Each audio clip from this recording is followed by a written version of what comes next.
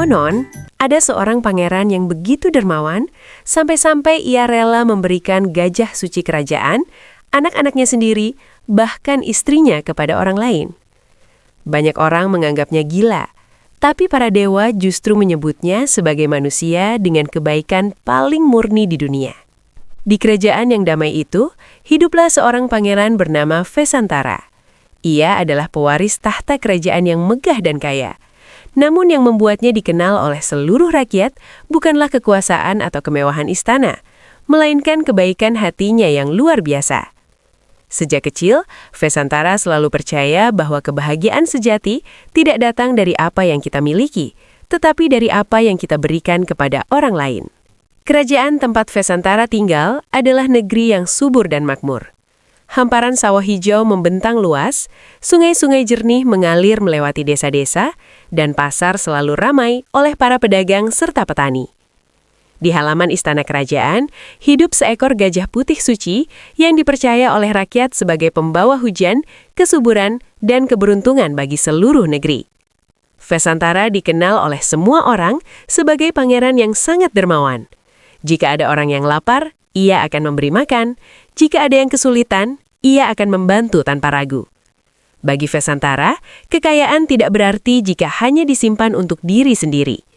Ia percaya bahwa memberi kepada orang lain adalah cara terbaik untuk membuat dunia menjadi tempat yang lebih baik. Suatu hari, sekelompok utusan dari negeri jauh datang ke istana. Negeri mereka sedang mengalami kekeringan yang parah.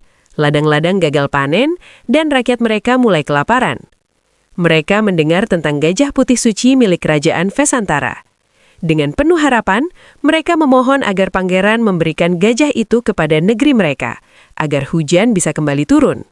Tanpa ragu, Vesantara memberikan gajah itu. Ia percaya menolong orang yang menderita jauh lebih penting daripada mempertahankan keberuntungan kerajaan. Namun keputusan itu membuat rakyat marah.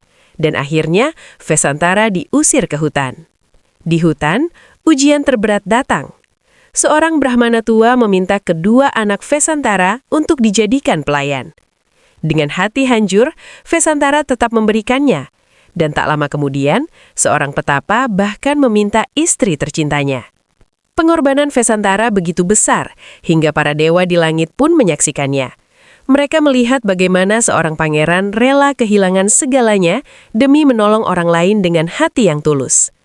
Tersentuh oleh kebaikan itu, para dewa akhirnya mengembalikan keluarganya.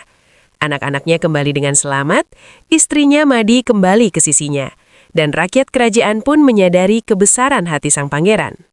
Kisah Vesantara mengajarkan kita tentang kekuatan sebuah kebaikan.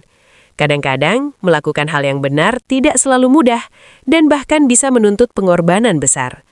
Namun, kebaikan yang dilakukan dengan tulus tidak pernah sia-sia. Apa yang kita berikan kepada dunia, suatu hari akan kembali kepada kita.